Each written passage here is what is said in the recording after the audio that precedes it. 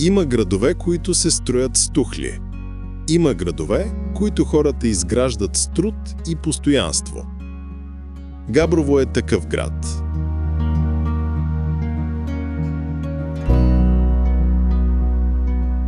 Казвам се Десислава Йорданова, работя като контрольор качество в План З България.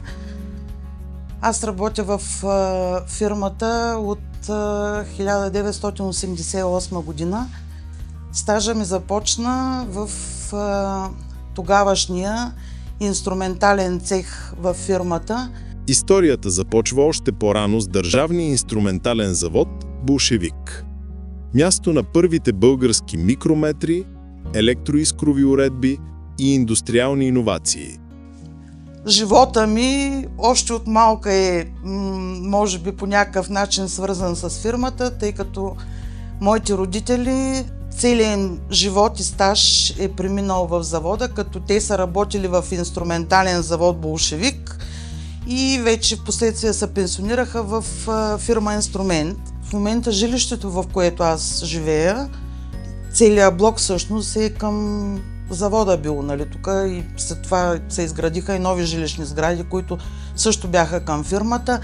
Може би 80% от живущите в тия жилища са били работници и служители във фирмата. Инструмент даваше работа на хиляди хора, но най-важното даваше сигурност. Имам 36 годишен стаж, с което искам да кажа на младите хора, че няма нищо лошо в това, когато намерят себе си и намерят своето работно място, да бъдат постоянни и с упоритост и воля ще постигнат високи резултати, ако работят на едно и също работно място. Няма нищо страшно в това. Времената се промениха, но знанието и хората останаха. Винаги съм имала интерес към работата си и мисля, че с отговорност съм се отнасяла към работата си. И когато всъщност са разбранали, че от Австрия пристига ново производство, бях поканена да видя това ново производство. Така започна моя стаж в План З България и вече 25 години, всъщност, откакто съществува фирмата, аз съм един от първите работници за План З България. Условията към днешна дата определено са много по-добри от това, което е било, когато съм започнала работа.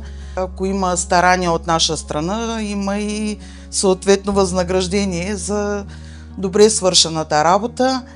Днес План З Габрово е високотехнологичен лидер, но остава и работодател с човешко лице. Имах така един труден период в живота, който по някакъв начин имаше вероятност да попречи на работата ми, но тогава срещнах много сериозно и така добро отношение от ръководителите си, които ми влязоха в положение. Името се променя. Хората остават, а когато има хора, има бъдеще.